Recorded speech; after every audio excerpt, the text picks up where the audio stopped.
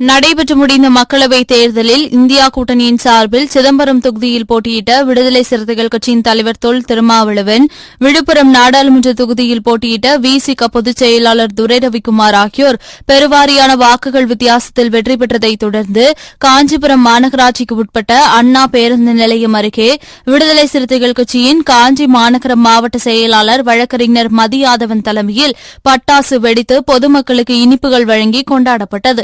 இந்நிகழ்ச்சியில் விடுதலை சிறுத்தைகள் கட்சியின் முன்னாள் மாவட்ட செயலாளர் பாசறை செல்வராஜ், மண்டல துணை செயலாளர் சேகர், மாவட்ட துணை செயலாளர் திருமாதாசன், தொகுதி துணை செயலாளர் ஸ்டான்லி, நகர செயலாளர் பாலாஜி, நகர பொருளாளர் வினோத்குமார், துணை செயலாளர்கள் ரஞ்சித் வல்லவன், உதயகுமார், மாநில நிர்வாகிகள் தம்பிதுரை, சரவணன், மகளிரணி நிர்வாகிகள் இந்திரா, கௌதமி, ரேகா, மாவட்ட நிர்வாகிகள் விமல்ராஜ், ஜெய்சங்கர், ரமேஷ், சிறுத்தை பாபு, வழக்கறிஞர் லோகநாதன், ராமராஜ், நகர நிர்வாகிகள் ஜேம்ஸ், வாசு உள்ளிட்டோர் கலந்து கொண்டனர். நடந்து முடிந்திருக்கின்ற நாடாளுமன்ற தேர்தலில் திராவிட முன்னேற்றக் கழக கூட்டணியின் தலைமையிலான இந்தியா கூட்டணி தமிழ்நாட்டில் 40க்கு 40 இடங்களில் வெற்றி பெற்று 100% வெற்றியை உறுதிப்படுத்தியிருக்கின்றது.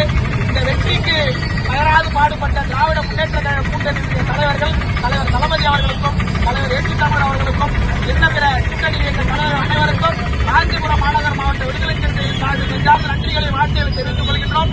இந்த 40க்கு 40 வெற்றியை கொண்டாடுகின்ற வகையில் இன்று காஞ்சிபுரம் மாநகரில் விடுதலை சிறுத்தைகள் ஒன்று திரண்டு புரட்சியாளர் அம்பேத்கர் சிலைக்கு மாலை அணிவித்து வெற்றியை கொண்டாடியிருக்கின்றோம்.